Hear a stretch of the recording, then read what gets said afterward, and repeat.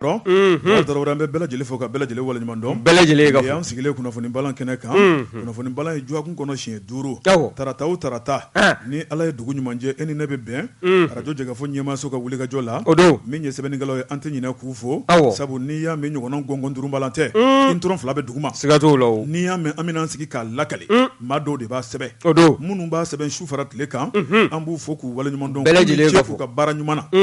N'olu y'a sɛbɛn. A wajibara anw fana kan ni k'a lakale. Kuma dɔ la a bɛ diya dɔ ye, kuma dɔ la a bɛ goya dɔ ye. A mana kɛ fɛn o fɛn ye, anw ta ye lakaleli ye dɛ. An tɛ taa sɛbɛn, an t'a kɛnɛ kan, n'an ye min ye an b'o fɔ. O don. Bi sɔgɔmada na Jimi Jakite ale bolo bɛ nɛgɛ kɛrɛfɛ juru la. Bɔkari Tarawele, Bɔ Jabate bi an bɛna an sɔnni sigi kunnafoni kan. Ni ji bi y'i bolo kɔrɔ ta ni ka majanw lase. Fɛn minnu b'an bolo an bɛna an da don a la. A bɛ kɛ ten. To a ye. Fulaw kɔni bɛ yen ka to ka ko ni ka sɔn dɔrɔn. A to dɛ. Sabali. Ba numukɛ bɛ so kɔnɔ yan. T'i mago la. A to.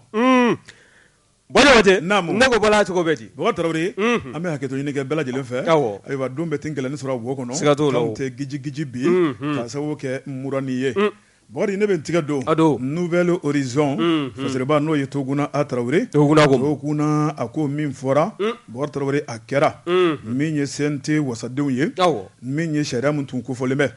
Bɔkari Tarawele n'o ye charte de la transition ye. Yɛlɛma kura min kan ka don a la sabu fanga min bɛ yen. Bɔkari Tarawele o kun mina cɛ kalo kura. Fasiriba ko min ye jamana taabolo ye sariya ye. Sariya min bɛ ni jamanadenw bɛnn'o kan.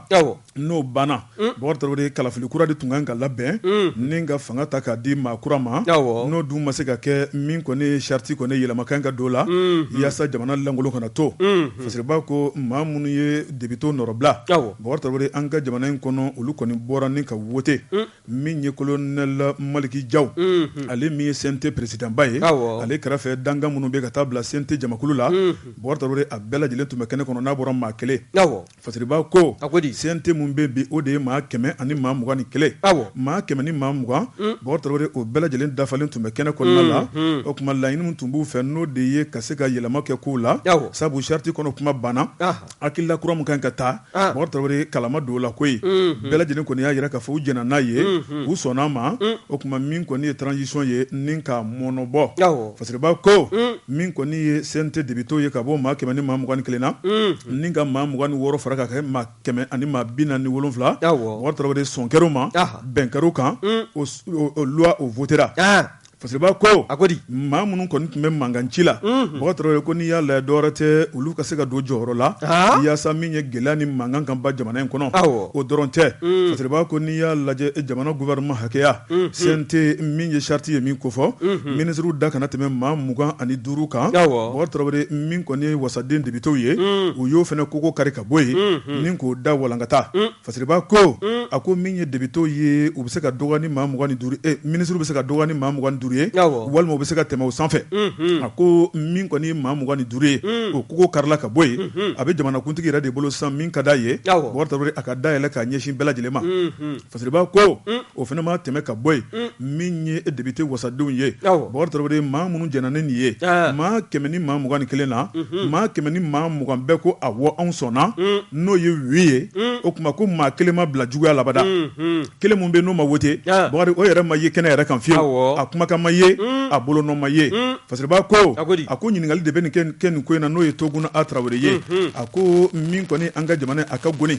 Min ye wasaden député ye u y'a jira k'a fɔ ko ka dɔ bɔ jamana ka dépenses la. Bɔkari Tarawele ko sabu ko wari tɛ bolo la. Jamana bɛ ɲangili la. Nka k'u kɛn bɛ ka jateminɛ kɛ min ye député ye. Ka maa 26 fara kan ko munna k'olu b'o ɲininkali kɛ n'o ye Toguna A Tarawele ye. Fasiriba ko a ko maa 26 olu ka musaka. Bɔkari Tarawele k'o tɛ se ka don da wɛrɛ fɛ wa. Maa minnu kan ka don Bɔkari Tarawele ko ye mankancilaw de ye wa. Fasiriba ko jamana bɛ kundama min na an bɛ don min na ko bi ko Mali mago tɛ nin na.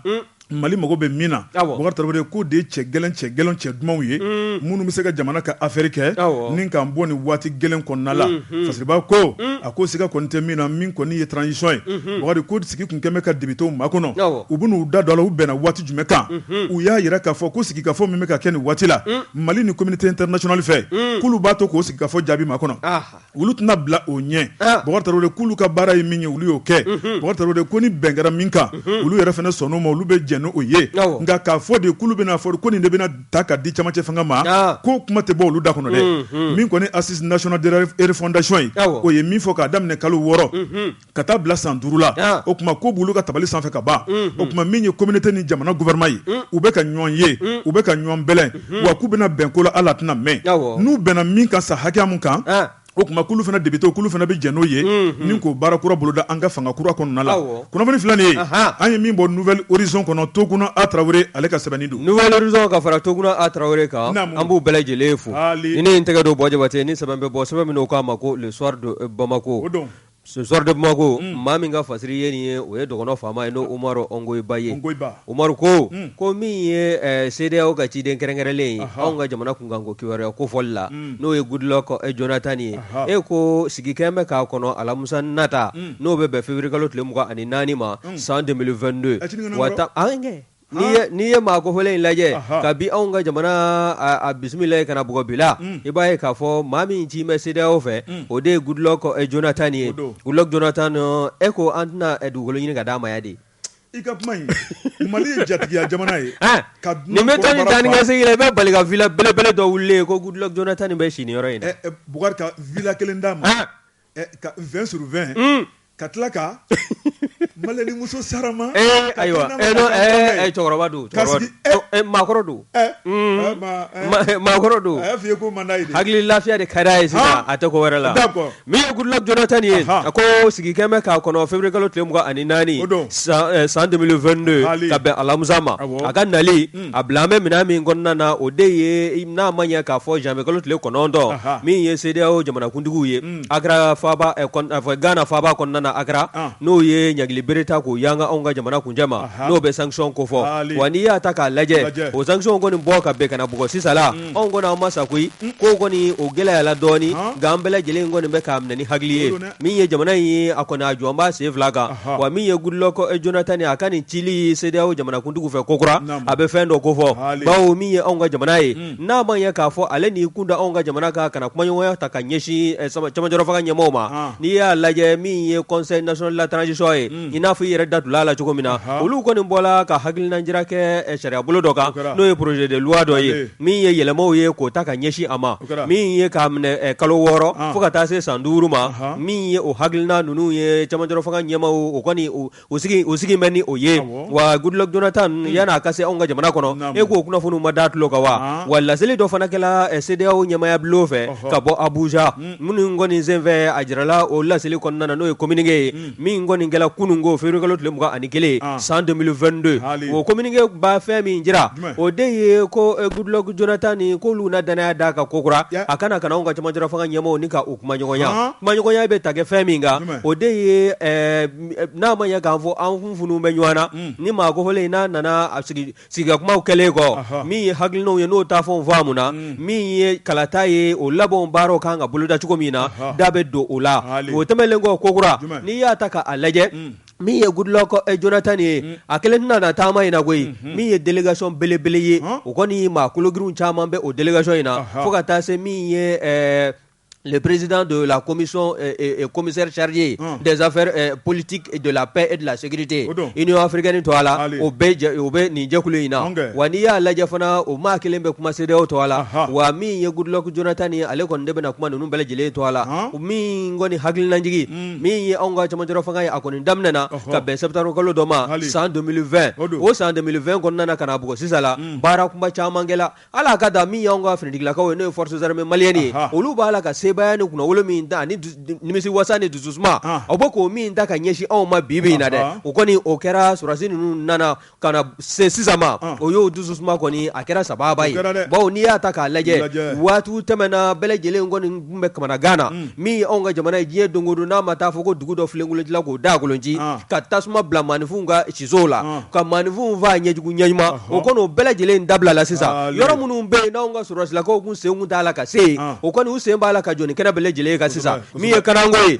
o bɛ se ka don bala cogo min na min ye Goodluck Jonathan ye a ka nali nin kɔrɔfɔ ninnu bɛɛ lajɛlen de bɛ na to a ɲɛkɔrɔ waasa kuma ka kɛ nin kan ko ka ko ɲɛ min ye jɛkulu dɔ fana ye n'a bɛ wele ko comité mixte n'o bɛ Union africaine ko fɔ a bɛ CEDEAO ko fɔ faso Maliba fo ka taa se Nations Unies ma nin bɛɛ lajɛlen maa bɛ comité mixte in kɔnɔna na min kɔni sen bɛ UEMOA to a la olu na hakili jagabɔ kɛ min ye taabolo ye ani bɛnkanw kalataw kan ka boloda cogo minnu na ani min ye cɛmancɛ fanga yɛrɛ ye a lamatarafa an bɛ ka se hakɛ min ma nin bɛɛ lajɛlen na da a tulo kan nin kun ye sɛbɛn min n'a y'a sama ka bɔ soir de Bamako kɔnɔna na Umaru Ongoiba a ka fasiri don Bokar Traoré banako kuma na bɔ seginiko kuma t'a la siga t'o la ne bɛ n tigɛ dɔn ko kura la priorité fasiriba n'o ye Seri Jara ye Bokar Traoré a ko min ye gouvernement inclusif Bokar Traoré ni ka da ka walankata ka da yɛlɛ jamanadenw ye a ko min ye colonel Assimi Goïta Bokar Traoré k'u bɛ fɛ k'a piéger dɛ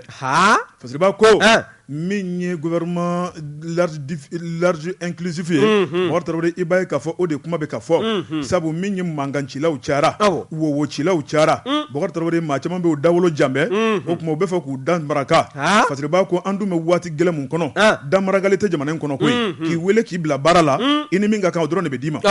kɔrɔlen a tun bɛ kɛ cogo min na Bokar Traoré ko kuma t'a la dɛ fasiriba ko ni maa caman sigilen bɛ ni kɔrɔlen hakilinaw ye a ko an bɛ don min na ko bi o kuma t'a la sabu colonel Assimi Goïta jɛna Bokar Traoré ni ka dɔ tigɛ ka bɔ a ka sara la ni k'o ta k'o di dɛsɛbaatɔ ale ni maa minnu bɛ n'u mago b'a la joona joona a ko o ye belebeleba ye fasiriba ko a ko n'i y'a lajɛ min kɔni ye politique maa caman bɛ yen Bokar Traoré u n'u ka jɛjugu Bokar olu de kɔni bɛ mankan ci la maa minnu ni Faransi bolo bɛ ɲɔgɔn bolo maa minnu ni Faransi ye a tigɛ ka da ɲɔgɔn tigɛ kun Bokar Traoré olu de kɔni bɛ ka bɔ don o don ni ka purutili kɛ purutili kuma in tɛ dɔwɛrɛ ye u yɛrɛ ka nafa u ka tɔnɔ u ka hakilina o bɛ se ka bolo da cogo min na fasiriba ko a ko n'i y'a lajɛ colonel Assimi Goïta Bokar Traoré kabini ale nana jamana masakɛya la bɛɛ b'a dɔn k'a fɔ cɛ gɛlɛn cɛ duman dɔ nana a n'a ka kan kelentigiya a n'a ka koba kɛ Bokar Traoré fɛn minnu ma kɛ jamana in kɔnɔ a y'o bolo da a ko sini ma a tɔgɔ bɛ fɔ tariki la siga t'o la fasiriba ko kɛ ko o de ye fɔ ko ye a ko min kɔni politikimaw ye Assimi ka baara gɛlɛnw Assimi ka fasodenɲumanya baaraw ye Bokar Traoré u bɛ k'a nɔni a kɔfɛ ni k'a tɔgɔ tiɲɛ a ko o kɔrɔmasuru ye mun ye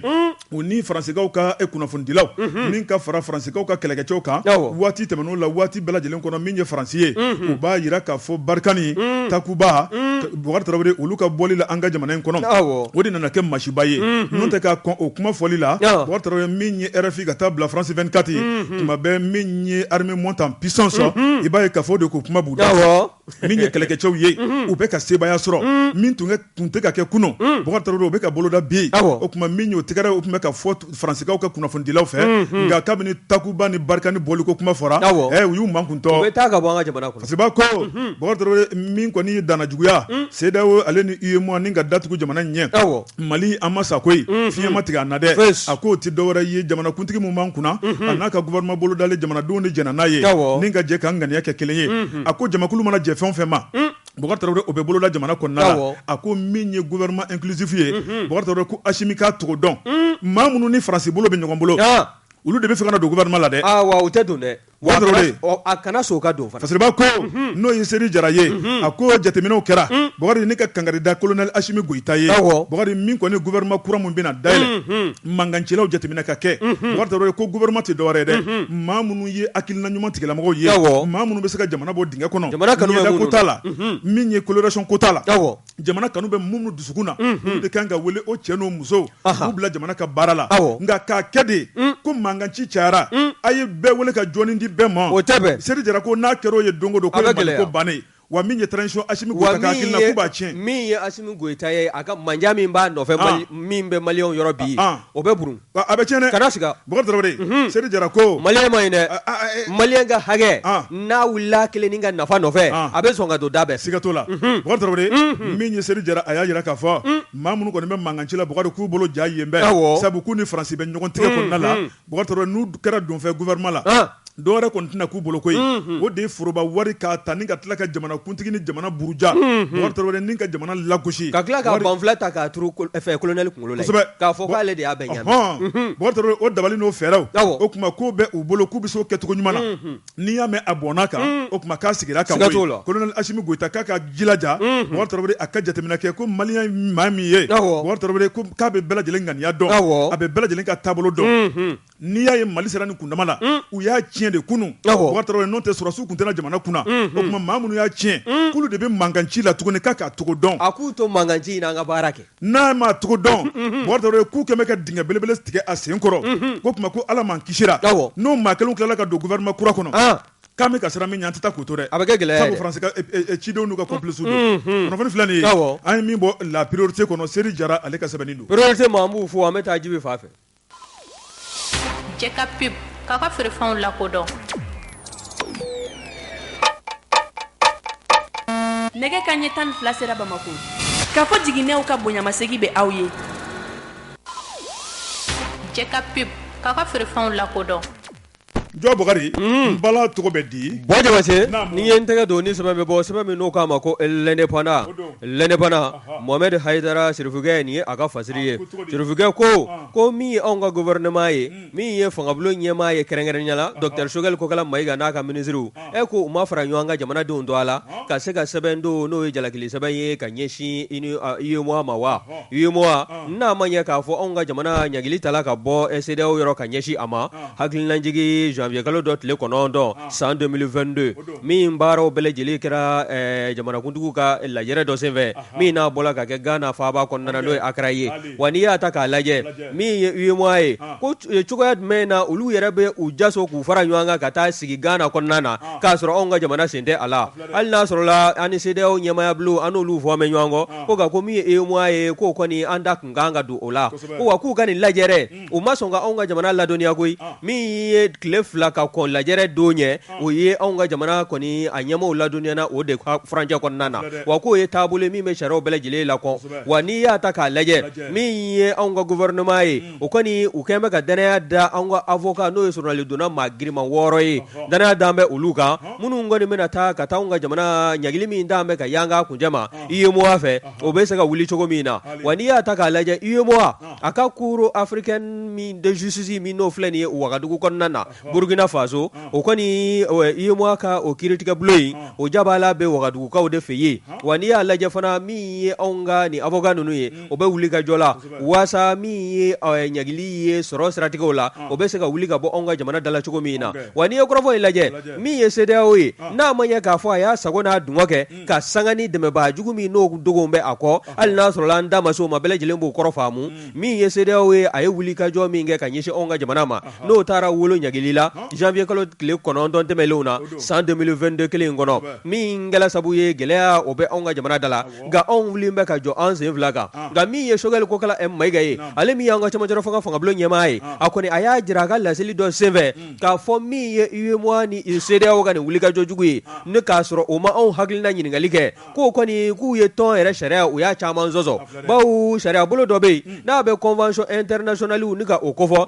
n'o ye convention des pays sans littoral ye o tɛ dɔwɛrɛ ye koyi jamana minnu bɛ yen n'olu tɛ kwaji dala ni kwaji tɛnkun tɛ u la waasa olu ka ɲɔ ka foli cogo min na sɛbɛn dɔw bɛ yen n'u y'u tɛgɛ bila a la ka ban gɛrɛndɛ dɔw bɛ yen o man ka ta ka ɲɛsin o ma anw ka jamana a b'o dangan kɔnɔna na wa o sɛbɛn in o tɛgɛ nɔ bilala anw ka faso Maliba fɛ san 1987 n'o ye san 1987 ye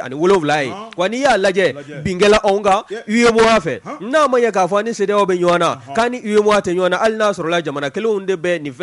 fila bɛɛ lajɛlen kɔnɔna na wa ko n'i y'a kɔrɔfɔ lajɛ o bili min kɛla anw kan dɛ anw fana bɛ taa an ka jalakili sɛbɛn de ta ka don ka ɲɛsin fɛn ma cour de justice de l'UEMOA ma o min jaba la filɛ nin ye Burkina Faso wa n'i y'a lajɛ min ye avocat 6 ye n'o ye journaliste donnaw ye o maa 6 in na min ye anw ka journaliste donnaw ka ɲɛmaaba ye n'o ye bâtonnier Moustapha SM Cissé ye ale bɛ maa 6 la wa u bɛɛ lajɛlen y'a jira k'a fɔ anw na wasa sɔrɔ nin kɛnɛ kan koyi bawo ko binkɛla an kan wa min ye UEMOA ye o ka nin taabolo jugu ka fara CEDEAO kan ko n'Ala sɔnna k'a tɛmɛ koyi nin jagili a bɛ ta ka bɔ an ka jamana kuncɛ la waasa min ye lafiya ye an ka se ka ɲɔgɔn ka fori ko wa fɛn kelen bɛ yen k'o bila u kunkolo fana na min ye nin taabolo ye ko n'a tola senna min ye faso Maliba ye ka se ka datugu anw ye UEMOA bunakun sanfɛla la k'a bɛ kɛ sabu ye waati ni don nataw kɔnɔna na an ka fonctionnaires dɛ n'o y'an ka forobacakɛlaw ye olu ka sara bɛ bɔ banki minnu kɔnɔ UEMOA sababu k'o kɔni k'o bɛna kɛ gɛrɛntɛ belebele ye ko ka kɔn o ɲɛ min ye Dr Sogɛli Kokala Mayiga ye ka taa se colonel Assimi Goïta n'a ka maaw ma nin bɛɛ lajɛlen de kɛn bɛ k'i fanga fara ɲɔgɔn kan ka fara maliden ɲuman kelenna cɛ ni muso denmisɛnnin maabakɔrɔ bɛɛ lajɛlen kɔni bɛ k'i hakilina kɛ kelen ye waasa min ye nin gɛrɛntɛ ye a bɛ wuli ka bɔ an dala cogo min na nafolo min n'o kun b'a la ka munumunu aw ni ɲɔgɔn cɛ o bɛ segin a cogo kɔrɔ la cogo min na wa gɛrɛntɛ minnu n'o kɛla sabu ye ka frontière n'o ye an ka karangadenw ye k'o joie nin bɛɛ lajɛlen ye na wuli ka bɔ an dala waasa an ka se ka ɲɔgɔn ka fori min ye jamana wɛrɛw ye olu minnu kɛn bɛ k'anw kɛ u jugu ye o juguya in o ka to u yɛrɛw dala ye anw ka jamana a ka jɔ a sen fila kan u t'a fɛ k'an tɔgɔ min mɛn dɛ an tɔgɔ a na yɛlɛyɛlɛ diɲɛ seleke naani kɔnɔna na nin kun ye sɛbɛn ye sɛbɛn min n'an y'a sama ka bɔ lɛnɛbana kɔnɔna na Mohamed Haidara a ka fasiri Bakari Tarawele an ka taa o laban ye boli ye siga t'o la ne bɛ n tɛgɛ don ko kura le reporter fasiriba n'o ye Astan Traoré Astan Traoré Bakari a ko an ka taa RPM na Rassemblement pour le Mali Bakari Tarawele mun de bɛ RPM bunakun kan Bakari Tarawele samasamani de bɛ yen fasiriba ko samasamani mun bɛ yen ko dɔ wɛrɛ tɛ dɛ sariya kan sɔsɔ don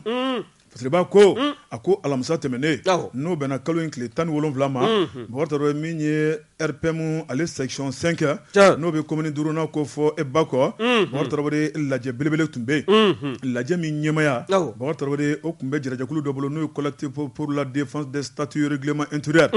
du RPM Bakari Tarawele min ye Babɛri Gano ka taa bila Musa Timine ale n'a a jɛɲɔgɔn Bakari olu tun bɛ lajɛ in kɛnɛ kɔnɔ Bakari ni ka kuma kunnafonidilaw ye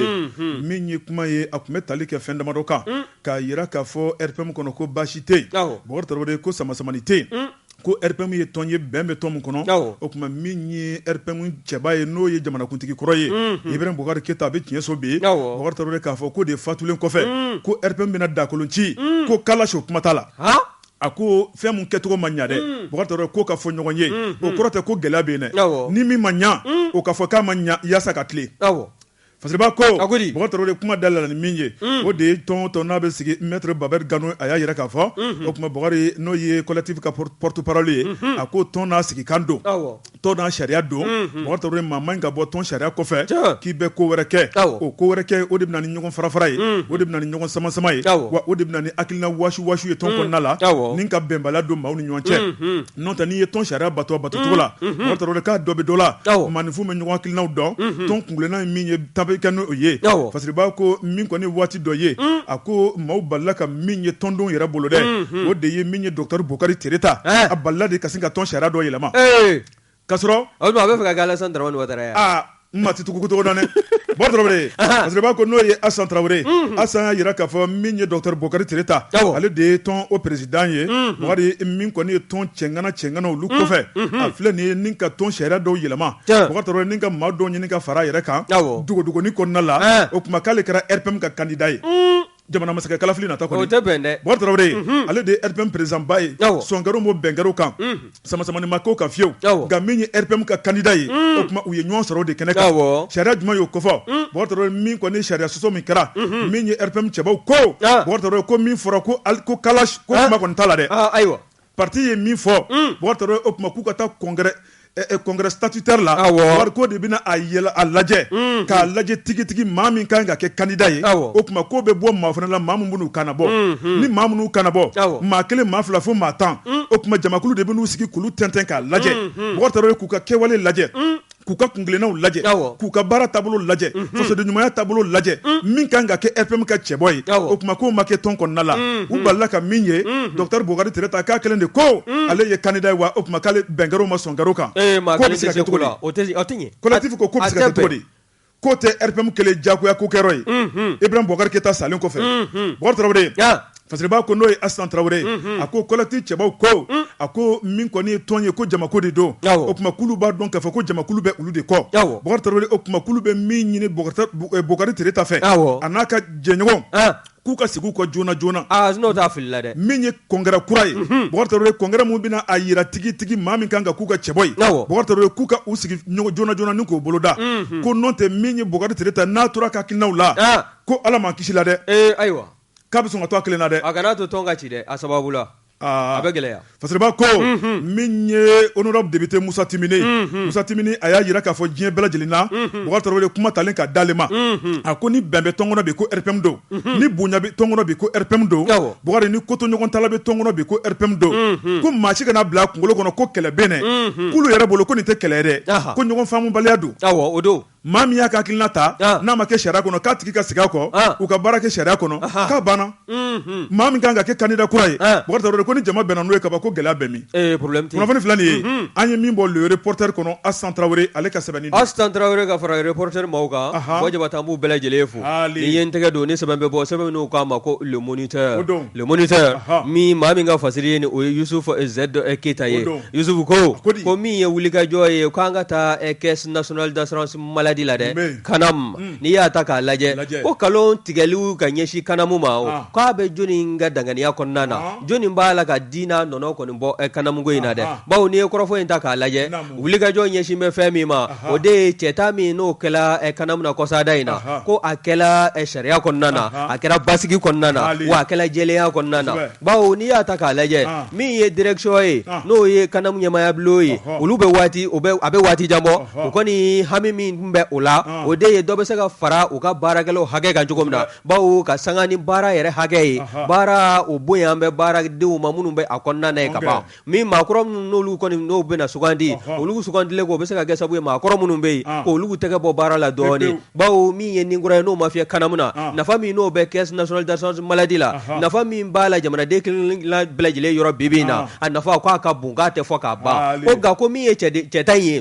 n'o de ye recrutement ye o kɔni o hakilinaw fana ta la u ka laadala ɲɔgɔn ye min n'a bɛ wele ko conseil d'administration ni nin bɛna kɛ a siɲɛ 21 n'a ye min bɔra ka kɛ septembre kalo tile 24 san 2020 tɛmɛnlenw na wa n'i y'a lajɛ o senfɛ i b'a ye k'a fɔ laɲiniw kɛla koyi laɲini minnu kɛla o kɛla ka sanga ni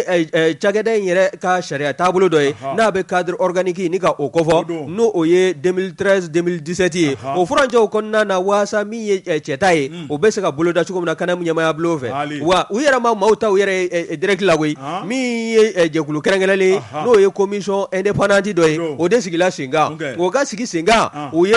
wele de bila n'a bɛ wele ko appel à candidature o baaraw kɔni bɛɛ lajɛlen ka se ka bɔ a kalama wa maaw hakɛ min ni kanamu yɛrɛ mago bɛ o la o ye maa 100 ni maa 4 ye o maa 100 ni maa 4 o bɛ bila fɛn min kɔnɔ halisa o ye cadre organique o ka laɲiniw kɔnɔna n'a kuntilenna ye wa tɛtɛrɛ o min n'o bɛ cɛta ye ni ka a ko maana min kɔni ni a bɛɛ lajɛlen labɛnna commission indépendante fɛ wa min ye kanamu kɔni y'a hakilinaw di nka hakilina di senfɛ i b'a ye k'a fɔ o ni commission indépendante olu tun tɛ ɲɔgɔn ɲɛ sira la olu y'u ka baara kɛ u ma siri kanamu na kanamu yɛrɛ fana m'u tɔɔrɔ u ka baara kɛtɔ la wa n'i y'a kɔrɔfɔ lajɛ maaw kɔni t'a la jɛlenya kɔnɔna na wa maaw t'a la hakilisigi ni basigi kɔnɔna na i n'a fɔ sariya bolo yɛrɛ bɛ a kofɔ cogo min na n'a sɔrɔla maa minnu bɛ yen k'olu ma se ka tɛmɛ ɲɔgɔn da in na n'o ye maa 100 ani maa 4 olu ma ye o la n'u bɛ t'u den kɛrɛfɛ ka tila k'a fɔ k'u na caisse nationale d'assurance maladie k'u bɛ a to a cɛ kɛrɛnkɛrɛnnenya a ɲɛmaya bulon ka taa se baarakɛla tɔw ma k'a ko k'a kɔni kɛn bɛ gɛlɛya ye jamana in bɛ dangan min na bi mɔgɔ man ka t'i funu kɔni labɔ jamana na a ka service ta dɔ kɔnɔna na k'a sabu kɛ ko e hakilina k'o ma ɲɛnabɔ jamana in t'a la ka jɔ o kan tugun koyi nin caman de fara-farala ɲɔgɔn kan min kɛla sabu ye ni ka jamana dafiri o dafirili maa minnu nana n'olu bɛ ɲɛmaya la bi n'o ye transition ɲɛmaya bulon ye olu kɔni y'a jira k'a fɔ n'a ma ɲɛ k'a fɔ cɛta bɛ kɛ i kɛra fonction publique ye sa o i kɛra forobaca bolofara wɛrɛ ye o ni cɛden ta bɛ kɛ a ka kɛ sariya kɔnɔna na wa a ka kɛ jɛlenya kɔnɔna na maa minnu n'a ka kan a ka di u ma hakilinajigi ko n'i y'a ta k'a lajɛ commission indépendance min n'o sigila sen kan dɛ o ka fɛsɛfɛsɛli senfɛ min bɛ commission in ka a ye hakilinaw ni taabolo minnu ni ko o kati minnu bila sen kan n'o bɛ critère ko fɔ waasa i sen ka se ka ye ɲɔgɔn da in na o taabolo ninnu bɛɛ lajɛlen maana bɛ o kɔnɔna na min ye dépouillement ye kabini sɛbɛnw bɛ fara ɲɔgɔn kan waati min na ka taa se fɛsɛfɛsɛliw ni dépouillement ma candidat minnu n'o ye liste provisoire ye k'o listes labɔ fo ka taa se liste définitive ma ko yanni liste définitive ka bɔ ko concours bɛ taa kɛ dɛ i b'a ye k'a fɔ ko min ye liste in ye commission indépendante minnu sigi bɛ o baara kɛli kama u y'a ye k'a fɔ maa dɔw bɛ yen olu tɔgɔ k'u kun jɔsila ka bɔ fɛn la min ye ɲɔgɔn dan ye o tilala ka wele bila o bɛɛ lajɛlen ma u ka k'u tɔgɔ don a la kokura ɲɔgɔn dan ka kɛ u bɛɛ lajɛlen ni ɲɔgɔn cɛ a ka kɛ jɛlenya fana kɔnɔna na ko nin baaraw bɛɛ lajɛlen boloda la o baaraw kɛlen kɔ i b'a ye k'a fɔ kanamu a ɲɛmaya bulon min da don nin taabolo si la candidature min n'o déposé la dɛ o bɛ taa maa 400 na wa min ye maa 100 ani maa 4 ye jɔyɔrɔ in kan ka ta ka kalifa o maaw de la ko yalima ko bɛɛ lajɛlen bɛ se ka nin yɔrɔ in sɔrɔ ɲɔgɔn fɛ wa min ye kunkolo kelen banfila kelen kunkolo 5 ko a bɛ ɲɛ wa min ye jamana in ye n'a ma jɔ a kolo la min ye jɛlenya ye n'o ma matarafa jamana denw fɛ ko yalima ko kɔlɔlɔ k'a tɛna waati ni don natɔw kɔnɔna na wa nin kun ye sɛbɛn min n'an y'a sama ka bɔ le moniteur kɔnɔna na Yusuf Zɛda a ka fasiri don Yusuf Zɛda an b'a fɔ Bakari ne bɛ n tɛgɛ don joona le forum ma fasiriba n'o ye la rédaction ye Bakari Tarawele an bɛɛ lajɛlen ka jɛ k'a sɛmɛ a ko k'o ka jɛ Mali kura Mali kankelentigi Mali baara kura Mali hakilina kura Bakari Tarawele kan ka n'o kɛ dakɔnɔ fɔli ye koyi an k'o waleya a waleya cogo fasiriba ko an ka taa direction nationale des eaux et forêts a ko inspecteur général n'o ye Ousmane Sidibe Bakari Tarawele k'a bɛna ko don a kunkolo kɔrɔtalen fasiriba ko ala tɛ nin latigɛ bɛɛ ye maa caman bɛ yen Bakari Tarawele n'u ka wulili don sera Bakari Tarawele u kuma sulilen u bɛ taa sabu min ye malo kɔnɔna ye nka min ye inspecteur général Ousmane Sidibe Bakari k'a kunkolo kɔrɔtalen bɛ taa fasiriba ko a ko n'a fɔra ko ka maaw ta Bakari Tarawele ka bila cakɛyɔrɔ kunna maa minnu ye hakili ɲumantigiw ye maa minnu bɛ se ka cakɛyɔrɔ bɔ degun kɔnɔ Bakari Mali kurakun bɛ ka fɔ ne k'an bila u bunna ku kan a ko o cɛba dɔ ye Ousmane Sidibe ye Bakari Tarawele k'a taara ka bila yɔrɔ min na a don in kama cakɛyɔrɔ in mago bɛ maa gɛlɛn na maa min bɛ n'a kalannen bɛ maa min bɛ n'a dabali n'a fɛɛrɛ b'a bolo k'o de taara o don ka bila ye n'o ye inspecteur général Ousmane Sidibe Bakari Tarawele o ma bɔ kari la ka ntɛnɛn sɔrɔ Bakari Tarawele min kɔni bɛsɛkɔniya min kɔni juguya ye Bakari k'o de wulilen filɛ de Ousmane nɔfɛ mun ni juguya bɛ a nɔfɛ Bakari Tarawele min ye ko kɛlɛ jumɛn bɛ yen fasiriba ko an ka jamana in taabolo ye nin ye dɛ n'an dun ma nin dabila baaraw la Bakari Tarawele ko Mali kura ko min bɛ ka fɔ ko catiri bɔ ko kuma don a bɛ don kalama nɔ fasiriba ko Bakari Tarawele maa kan ka bila fɛn na maa min b'a dɔn n'o dun kɛra k'a fɔ ko maa min b'a dɔn o bilala yen Bakari Tarawele ko mun de bɛna boloda ka ɲɛsin o ma juguya mun de bɛna boloda ka ɲɛsin o ma purutili an b'i fɛ an t'i fɛ jamana ka jɔ maa minnu jamana jɔ la n'olu nana an bɛ tila ka bɔgɔ k'olu ɲimi ɲɔgɔn na a ko jamana bɛ jɔ cogo di o kan kan ne ko jɔn de bɛ a nɔ na sisan n yɛrɛ ma tɔgɔ dɔn Madame Kanute Fatumata Kone o de bilala a nɔ na a bɔra ta ni ministre de l'environnement de l'assainissement du développement durable Modibo Kone jɔn ala a ye promotion kɛ an balakaw ye nka muso in a ka kow ka ca dɛ n bɛ min f'i ye Bakari Ousmane bɔlen poste in na kojugu fila ma tɛmɛ a kan ayiwa Bakari Tarawele min ye fɛ Suède ambassade ye olu ka miliyari minnu t'a la ka d'a ma 11 miliyari a ma fɔ ko miliyɔn 140 tunun'o la 140 miliyɔn miliyɔn 140 hali sini o tununna o bɛ ka taa Suède ambassade ko k'u ka wari lasegin u ma dɛ yalima a ko bɛ kɛ cogo di Bakari n'an bɛ temps bɛ se fasiriba ko a ko maa minnu kɔni ye nin degré in si ye Bakari Tarawele k'u ye kojuguba de kɛ sabu min ye ni cɛ duman ye maa min kan ka osoforo bɔ nɔgɔ la maa min nana ni hakilina kura ye osoforo bɛɛ lajɛlen bɛ wulikajɔ la maa min nɔfɛ u bɛ ka tɛgɛrɛ fɔ a kun u ko kabini ni jɛnɛjɛkulu sigira sen kan u ka ɲɛmaa sɔrɔ ɲɛmaa min b'i kɔfilɛ la i n'a fɔ Ousmane Bakari Tarawele ko nin y'a siɲɛ gale k'an to kɔnɔna la san 1 dɔrɔn k'o cɛ ka bɔ yen ko ɲɛta de ko bɛ Mali ye wa ko sigi de ko bɛ Mali ye an bɛ taa an kɔ kɛ Babugu ni ka tɔgɔma Mali filɛ o de y'a to n delila k'a f'i ye ko Mali kura ko fo ni kunkolo formatera dɛ n'o tɛ catiri bɔ ko kuma don démocratie nafura dama ni sisan cɛ hakilinankolo minnu donna na Bakari Tarawele n'a fɔra ko tile damadɔ an k'o bila a bɛ gɛlɛya dɛ fasiriba ko a ko siga kɔni tɛ min na min ye bi tarata Ousmane Sidibe a bɛna i kɔ don osoforo ka ɲɛmaaso la Bakari Tarawele o kuma n'a y'i kɔ don yen Bakari Tarawele ko jamana kɔni bɛna lajɛ sa ni k'a bila jamana nima yɔrɔ wɛrɛ la sabu maa min don kadiriba don Bakari Tarawele a man ɲi ka chômer a ko n'i y'a lajɛ maa min bɛna bila a nɔ na Bakari Tarawele k'o bɛ chômer chômage la kalo 11 parce que ba ko min ko ne jarajakulu dɔ bɛ ina fɔ bɔra k'a fɔ cogo min na Mali ale ni Suède ni ɲɔgɔn cɛ wari min ko ne o programme n'o ye jeu de fort ye wari tarawele o kuma k'a gɔnna ka bɔ yen ministre kɔrɔ min bɛ n'o ye Bernadette ye wari ko ale y'a fɛsɛfɛsɛ ka bɔ a la agence nationale de la grande muraille verte la wari tarawele kalo 11 a sigilen bɛ kɛrɛfɛ wari tarawele min ye ONG kelen ale kunkɔrɔ min ye miliyɔn 140 o dunnen kɔfɛ wari tarawele ko de bɛna bila jarajakulu kunna min kan ka ONG yɛrɛ baara bɛɛ lajɛlen kɛ a kɛra jigi wari jamana bɛ min parce que ba ko a ko siga kɔni tɛ min na wari ko n'an bɛ taa bi se a ko min ye Ousmane ye wari ko a bɛna ko dɔ bi Osoforo ka ɲɛmaayaso la wari kuma min ye la rédaction in forum kɔnɔ u ko k'u bɛ jɛ ka dugawu k'a ye wari jɔyɔrɔ kura min bɛna kalifa la Mali ko kɔnɔ wari ko Ala ka a se o baara yɔrɔ kɔrɔ kuma min ye Osoforo ye u bolo b'u da kɔrɔ u jɔrɔlen bɛ u haminen don kunnafoni filɛ nin ye an ye min bɔ le forum kɔnɔ a ka bi bɔli don forum mɔgɔw bɔ Jabate an b'olu fo ne hakili la an tɛ sɛgɛn lafiya bɔ o bɛ kɔmɔ suru k'a ja dɛ o bɛɛ bɛ Bɔkari Tarawele bɔ Jabate n taara n nana dantigɛli wɛrɛ t'o la n bala cogo bɛ di bɔ Jabate ni ne ye n tɛgɛ don ni sɛbɛn bɛ bɔ sɛbɛn minnu k'a ma ko l'indépendant l'indépendant fasirilijɛkulu nin y'u ka wuli ka jɔ ye u ko cogo di u ko n'i y'a ta k'a lajɛ min ye conseil national de patronat du Mali ye CNPM e ko a ko in k'a sen t'a kuncɛyɔrɔ la ban koyi bawo n'i y'a ta k'a lajɛ kɔsada in na n'i y'a ta k'a lajɛ min ye tarata tɛmɛlen ye a fɔ tarata don dɔ n'o bɛnna janvier kalo salen tile 25 ma san 2022 min ye jɛkulu dɔ ye olu kun kɛn bɛ ka wele bila don kibaru tigilamɔgɔw ma ni a bɛ wele ko cadre de concertation de groupement professionnel et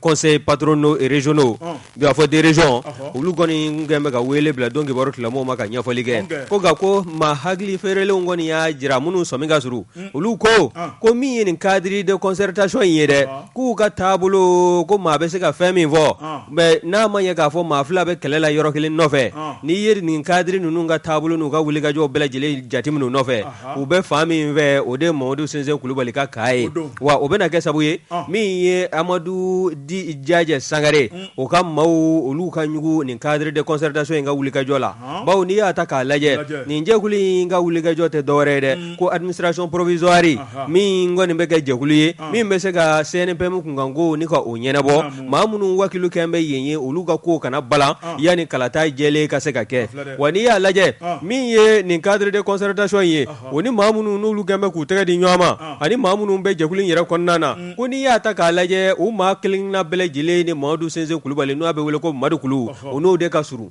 min ye Amadu Jaajɛ ye o n'a nɔfɛmɔgɔw kɔni kɛn bɛ k'a jira k'a fɔ u ka nin wulikajɔ in dɛ ko wulikajɔ gansan ni lankolon don bawo u kɛn bɛ ka hakilina min da n'o ye administration provisoire sigili ye sen kan min kɔni ka furancɛ k'a minɛ kalo 3 fo ka taa se kalo 6 ma wa maa minnu bɛ don a kɔnɔ k'a bɛ daminɛ maa 8 wa a bɛ se ka mɔnɔbɔ ka se maa 12 ma o taabolo min filɛ nin ye min ye Amadu Jaajɛ Sangare ka nɔfɛmaw ye olu kɔni ko nin tɛ olu fɛ la koyi ko bawo n'a ma ɲɛ k'a fɔ min ye administration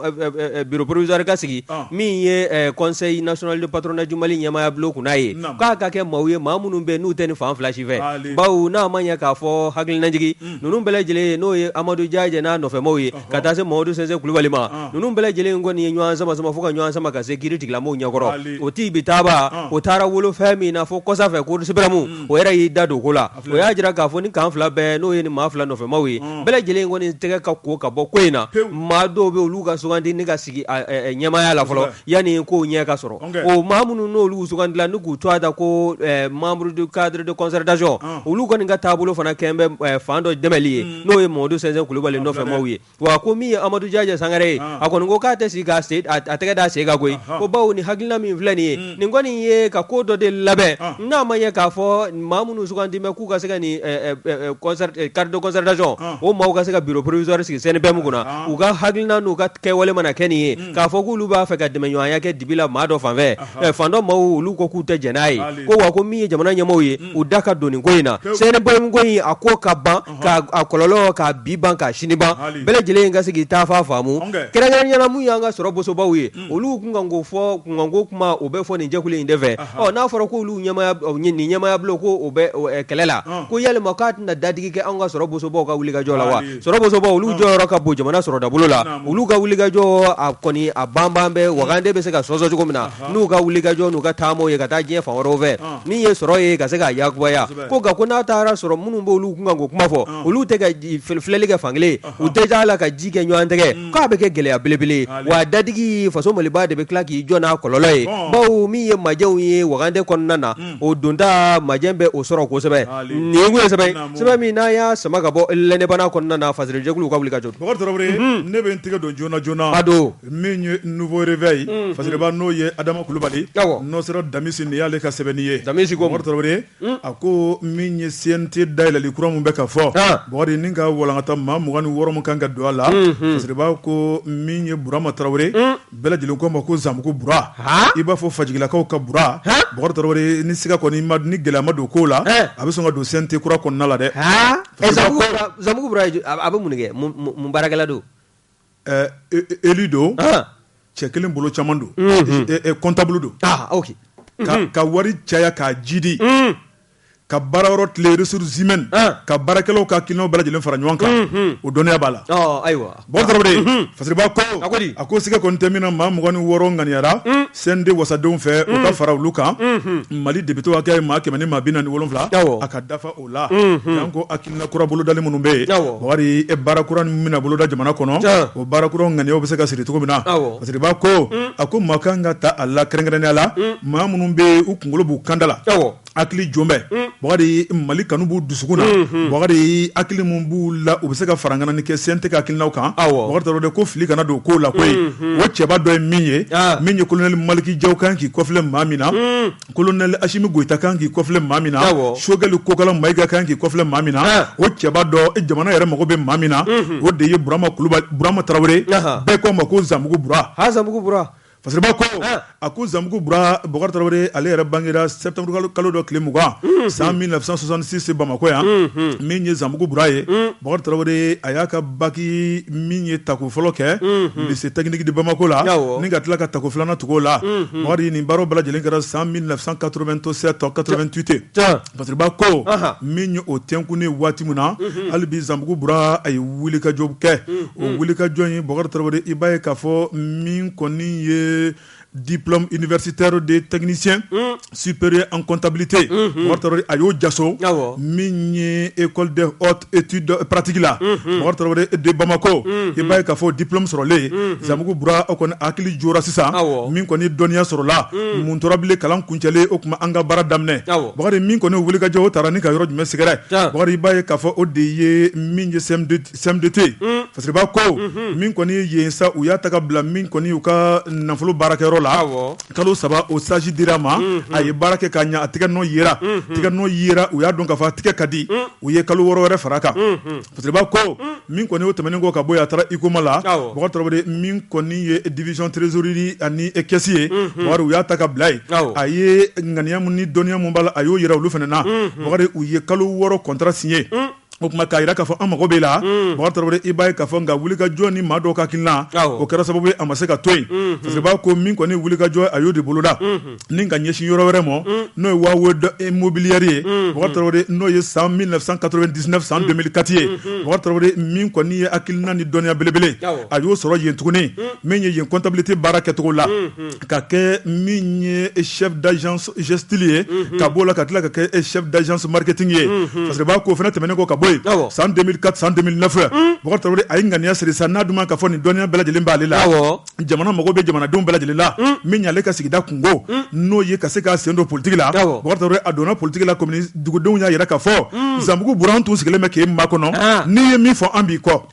Bakari an b'i kɔ o tuma a y'a sen don kalafili la dugudenw bɛɛ lajɛlen wulikajɔ k'a nɔfɛ Fajigilakaw Korofinakaw Bangonikaw ka taa bila Dumasana fo ka taa bila fo Jelibugu la Bakari Tarawele a fɔ commune jama bɛɛ lajɛlen Bakari min ye Zanbugu Bura ye o tuma a kɛra conseiller ye a donni mairie kɔnɔna la Bakari u y'a lajɛ sa min kɔni ye Fajigila mairie ye Bakari ni k'a ta k'a kɛ yen ɲɛmaa ye min ye san 2004 san 2014 ye san 2004 2009 faseriba ko o tuma min ye 2009 ye u y'a lajɛ tuguni Bakari Tarawele ni ka tila ka danaya ta ka da kan o yɔrɔ kelen na Bakari Tarawele k'a kɛ tuguni o maire ye faseriba ko hakilina ni baara minnu tun bɛ yen a y'o bɛɛ lajɛlen tilenni k'a bila kala kan Fasiriba ko min ye nin dɔnniyaw bɛɛ lajɛlen sɔrɔlen ni cɛba in fɛ conseil do hali bi an bɛ don min na ko be Boubacar Traoré hakili jolen bɛ comptabilité baara nafolo kan ka fara ɲɔgɔn kan cogo di baarakɛlaw kan ka tila sira ɲuman jumɛn kan Boubacar Traoré baara wɛrɛ kan ka bɔ dingɛ kɔnɔ cogo di Boubacar jama kan ka fara ɲɔgɔn kan cogo di a bɛɛ nin bɛɛ lajɛlen dɔn k'a ban pewu ale kala bawo jati ko in na a ye ko ta jati n ka muso ko ɲɛnabɔra a wari ko ye foyi ma daminɛ fɔlɔ maa min b'o wari ko dɔn maa min bɛ wari ko kalama ko yanni bɛ girin totobila nɔfɛ to tɛ dun ka maa min to comptable taw ye dɛ siga t'o la Boubacar Traoré Fasiriba ko Zanbugu Bura n'o ye Fajigila Zanbugu Bura ye Boubacar Traoré min kɔni CNT maa 26 min kan ka taga don CNT kura kɔnɔ Boubacar Traoré ni ɲinɛ kɔni kɛra Zanbugu Bura kɔ ko bɛ sɔn ka kɛ gasi belebele an b'a fɔ Maliki Jaw ye ko tali ma ɲɛ a k'a kɔfilɛ Zanbugu Bura la hakilina mun b'a la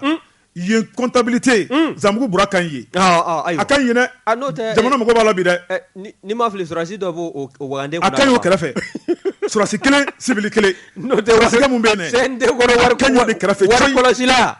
o ye tenni digi ye a kan y'o de kɛrɛfɛ n'a bɛ jɛngɛ k'a tile a kan ka kɛ kɛcogo ɲuman min na kunnafoni filɛ nin ye an ye min bɔ nouveau réveil kɔnɔ Adama Kulibali Damisi ale ka sɛbɛnni don Adama Damisi an b'a fo bon ne hakili la ɲɛmaaya bulon kun kɛn bɛ ka sɛbɛn minnu sugandi ka d'an ma sɛbɛn ninnu kɔni o minɛn sanni na wari o minɛn sanni na ka bɛɛ lajɛlen fo ka bɛɛ lajɛlen wariɲuman dɔn Boubacar Traoré foli ye wajibi ye maaw k'a kɛ to baara n'a taabolo don o tuma n'i y'a mɛn ɲɔgɔnna gɔngɔn durubala tɛ i dɔrɔn fila bɛ duguma ka galabu don a na k'an bilasira wari foli o bɛ to k'o ko ja waati dankɔrɔba in bɛ Maroc n'o ye chef escadron Lassine Tamba Keita an b'a fo k'a wariɲuman dɔn commandant groupement territorial de gendarmerie de Bamako a bɛ kalan na sɔɔni kalan bɛ kuncɛ n'a siginna jamana